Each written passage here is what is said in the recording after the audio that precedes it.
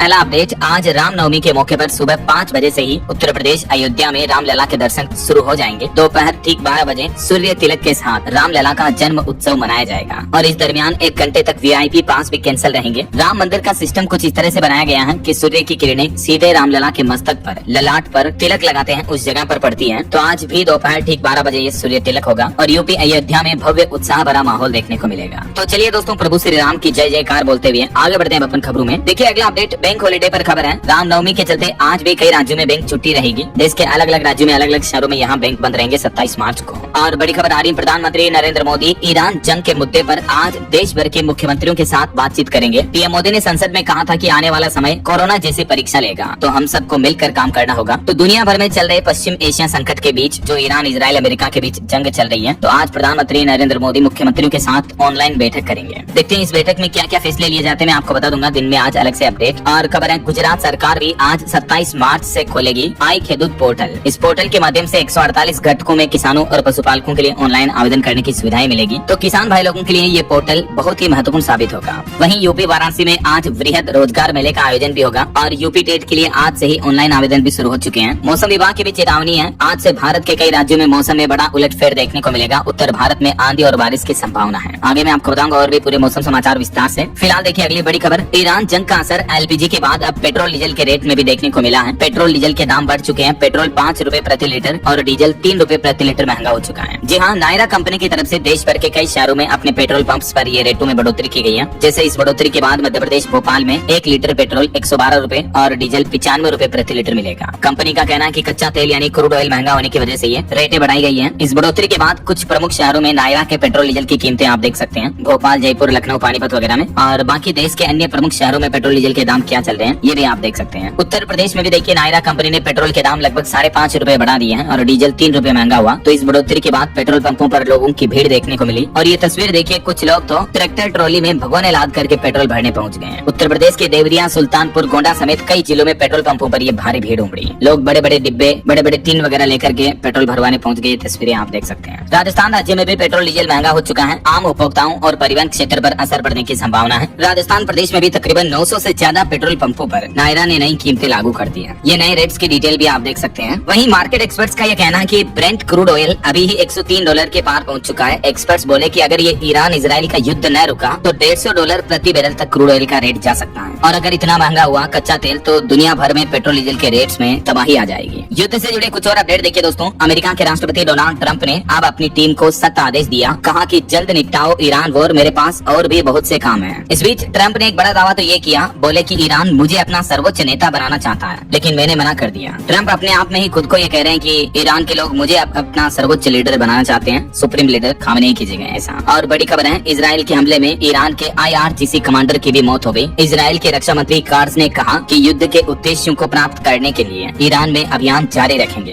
हालांकि अभी तक ये दावा सिर्फ इजराइल ने किया। इजराइल बोला कि होर्मुज रूट बंद करने वाले ईरानी कमांडर को हमने मार गिराया है। तो इस घटना के बाद ईरान ने भी धमकी दी कि बाब अल मंदेब पर भी हमला करेंगे। यह दुनिया का चौथा सबसे बड़ा शिपिंग रूट है। जैसे होर्मुज रूट को अभी ईरान ने बंद कर रखा है, तो अब इससे तकरीबन 2500 किलोमीटर दूर ये एक और रूट है, संकरा रास्ता ही है, बाब अल मंदेब स्ट्रेट। तो इस रूट को भी अब इजराइल ने बंद करने और यहाँ से गुजरने वाले शिप्स पर हमला करने की चेतावनी दी है। वहीं इधर अमेरिका के राष्ट्रपति ट्रंप ने एक और बड़ा दावा किया, बोले कि ईरान ने हमें 10 तेल टैंकर गिफ्ट किए और पाकिस्तानी झंडे वाले जहाज होर्मुज के रास्ते भेजे, उन्हें हमारा भरोसा जीतना था। वहीं दोस्तों, सीज फायर युद्ध विराम को लेकर देखिए, ईरान ने अमेरिका के साथ बातचीत करने से साफ साफ इनकार कर दिया और लड़ाई जारी रखने का ऐलान किया है। और ईरान देश से हमलों के बीच एक शॉकिंग रिपोर्ट तो ये सामने आ रही है कि ईरान 12 साल के बच्चों को भी युद्ध में शामिल करने जा रहा। कई ग्लोबल मीडिया रिपोर्ट्स में भी ये चौंकाने वाला दावा किया गया। वहीं खबर देखिए, अबू धाबी में भी ईरान ने एक और मिसाइल अटैक किया। दुबई के पास ही ये शहर है अबू धाबी, UAE का ही। तो यहाँ पर इस हमले के बाद सड़क पर मलबा गिरने से एक भारतीय और पाकिस्तानी नागरिक की भी मौत हो गई। युद्ध के हालातों पर रूस के राष्ट्रपति पुतिन भी बोले कि अब धीरे धीरे दुनिया में कोरोना जैसे हालात बन रहे हैं। जंग से लड़ रहे देशों को इसके असर का अंदाजा भी नहीं है। वहीं दुनिया के सप्लाई चेन पर भी ईरान ने बड़ा दांव खेलते हुए अब घोषणा कर दी है कि होर्मुज रूट से गुजरने वाले जहाजों पर टोल टैक्स लगाया जाएगा। ईरान ने इसकी तैयारी भी शुरू कर दी है। और हमारे भारत में पेट्रोल डीजल की किल्लत पर सरकार का बड़ा बयान सामने आ रहा, कहा कि राशनिंग ना करें, देश के पास अभी 60 दिन का भंडार मौजूद है। क्योंकि बीते दिन भी देश में कई जगहों पर अफवाहों के चलते पेट्रोल पंपों पर काफी भीड़ देखने को मिली। मिली। उत्तर प्रदेश में भी लखनऊ समेत कई शहरों में अफवाहें फैल गई तो भीड़ के बाद पुलिस बुलानी पड़ी, इतने हालात गंभीर हो गए हैं। तो इन्हीं हालातों और पैनिक भरे माहौल को देखते हुए केंद्र सरकार ने कहा कि न पेट्रोल डीजल के दाम बढ़ेंगे न गैस की कमी होगी। मिडिल ईस्ट संकट के बीच केंद्र की नरेंद्र मोदी सरकार ने अब अपना एक नया मास्टर प्लान भी बनाया है। प्रधानमंत्री ने इस मास्टर प्लान के तहत कुल 5 बड़े फैसले लिए।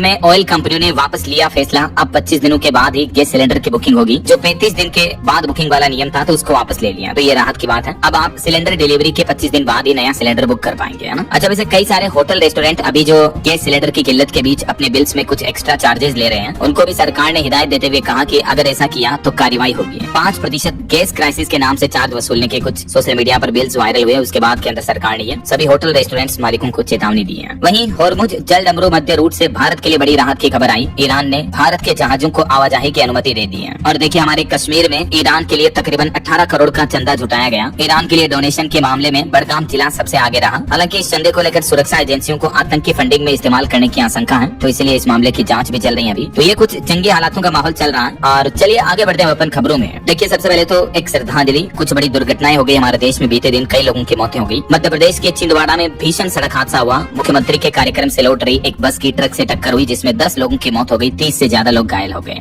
शाम के समय थोड़ी रात होने के बाद यह हादसा हुआ। हादसा काफी भयंकर था, तभी तो 10 लोगों की मौत हो गई। कई लोग हॉस्पिटल में घायल हैं, तो मृतकों की संख्या और भी बढ़ सकती है। इस छिंदवाड़ा बस हादसे पर मध्य प्रदेश के मुख्यमंत्री मोहन यादव ने भी दुख जताया और मृतकों के परिजनों को 4-4 लाख और घायलों को 1-1 लाख रुपए की सहायता राशि देने की भी घोषणा की है। और एक बड़ी दुर्घटना बीते दिन हमारे देश में आंध्र प्रदेश में हो गई। देखिए, यहाँ डंपर और एक ट्रेवल बस में टक्कर हो गई, जिसमें 14 लोग जिंदा जल गए, जबकि 22 लोग अभी भी गंभीर रूप से घायल हैं। 3 घंटे बाद आग पर काबू पाया जा सका। हादसा इतना भयंकर था। प्रधानमंत्री नरेंद्र मोदी ने भी इस दुर्घटना पर शोक जताया और मुआवजे वगैरह का ऐलान भी किया है। ये बस के अग्निकांड से जुड़ी कुछ तस्वीरें भी आप देख सकते हैं स्क्रीन पर। इस हादसे पर देश के राष्ट्रपति द्रौपदी मुर्मू ने भी शोक व्यक्त किया। अच्छा, एक बड़ा अंतर्राष्ट्रीय हादसा भी हो गया बीते दिन। देखिए आप, बांग्लादेश में एक बस नदी में गिर गई, जिसमें 26 लोगों की मौत हो गई, 6 लोगों की जान बचाई गई। इस बस को एक बड़ी नाव पर चढ़ाया जा रहा था, उसी समय बस का बैलेंस बिगड़ गया और बस सीधे नदी में जा गिरी। बांग्लादेश के राजबाड़ी जिले में यह भयंकर बस हादसा देखने को मिला। देखिए आप। ओके, और चलिए आगे बढ़ते हैं अपन खबरों में। देखिए आप, अगला अपडेट, प्रधानमंत्री नरेंद्र मोदी 15 से 17 जून तक फ्रांस में होने वाले G7 शिखर सम्मेलन में शामिल होंगे। वहीं खबर है, जम्मू कश्मीर को भी केंद्र सरकार से 5000 करोड़ रुपए की अतिरिक्त मदद मिली। जम्मू के मुख्यमंत्री उमर अब्दुल्ला ने पीएम मोदी को धन्यवाद भी कहा। भारत के विदेश मंत्री डॉक्टर एस जयशंकर ने कनाडा के विदेश मंत्री अनीता आनंद संग वेस्ट एशिया के हालातों पर भी चर्चा की, उनसे फोन पर बातचीत की। और एक रिपोर्ट आ रही है कि ईरान युद्ध की वजह से रूस को तेल से रोजाना $750 मिलियन की कमाई हो रही है। इधर रूस ने अमेरिका को यूक्रेन की ओर से एनर्जी प्लांट्स पर किए गए हमलों की भी जानकारी दी। चलिए अगली खबर देखिए। देश के परिवहन मंत्री नितिन गडकरी ने बड़ा ऐलान किया। बोले कि देश में खुलेंगे 120 नए ड्राइविंग स्कूल और इनसे 1 करोड़ से भी ज्यादा युवाओं को रोजगार मिलेगा। उन्होंने ट्वीट पर पोस्ट करते हुए बीते दिन ये बड़ी घोषणा की। देख सकते हैं आप उनका पोस्ट भी। देश भर के अलग अलग राज्यों में ड्राइविंग प्रशिक्षण देने वाले ये स्कूल खोले जाएंगे। 100 से भी ज्यादा 120 नए स्कूल। और भारत में बच्चों की मौतों पर चौंकाने वाली रिपोर्ट सामने आ रही है कि हमारे देश में 1000 में से 29 बच्चे ऐसे होते हैं जो अपना 5वां बर्थडे नहीं देख पाते हैं। हर साल 6 लाख से भी ज्यादा मासूम बच्चों की मौत होती है। भारत में बाल स्वास्थ्य के आंकड़े वाकई में चिंताजनक हैं। यूनिसेफ के द्वारा जारी रिपोर्ट के मुताबिक हर साल भारत में 6 से 6.5 लाख बच्चे अपनी जान गंवाते हैं। और बड़ी खबर देखिए दोस्तों, जम्मू कश्मीर में लश्कर के आतंकी भर्ती मॉड्यूल का खुलासा हुआ। पाकिस्तान और बांग्लादेश से चल रहा था नेटवर्क। 3 महीने ट्रेनिंग में मशीन गन AK-47 चलाना सिखाते थे आतंकी। जम्मू कश्मीर पुलिस विंग ने 10 जगहों पर ये छापेमारी की। वहीं इधर पश्चिम बंगाल में देखिए, टीएमसी और बीजेपी वर्कर्स में एक बार फिर से भयानक झड़प देखने को मिली। 20 लोग घायल हो गए। 5 राज्यों से 400 करोड़ की जब्ती का भी मामला सामने आ रहा है। असम के मुख्यमंत्री हेमंता बोले कि कांग्रेस यहाँ नहीं, पाकिस्तान में सरकार बना सकती है। तो पश्चिम बंगाल में जैसे जैसे चुनाव नजदीक आ रहे हैं, हिंसा, लड़ाई झगड़े, इस तरह का माहौल भी बढ़ता जा रहा है। चलिए खबर देखिए दोस्तों, जम्मू श्रीनगर में ऐतिहासिक रघुनाथ मंदिर 36 साल बाद इस बार रामनवमी पर खुला। इस मंदिर में भव्य पूजा अर्चना का आयोजन भी हुआ। जम्मू के श्रीनगर में इस मंदिर को 36 सालों से बंद रखा था। और बड़ी खबर आ रही है, महाराष्ट्र से गिरफ्तार बाबा पर 5 नर बलि देने की भी आशंका है। महिलाओं के अश्लील वीडियो बनाकर ये महिलाओं को ब्लैकमेल करता था। पिछले 10 सालों में 1500 करोड़ से भी ज्यादा का साम्राज्य बनाया। महाराष्ट्र के नासिक का ये बाबा खुद को कैप्टन और कॉस्मोलॉजी एक्सपर्ट बताता था। नाम अशोक खरात। काम यौन शोषण,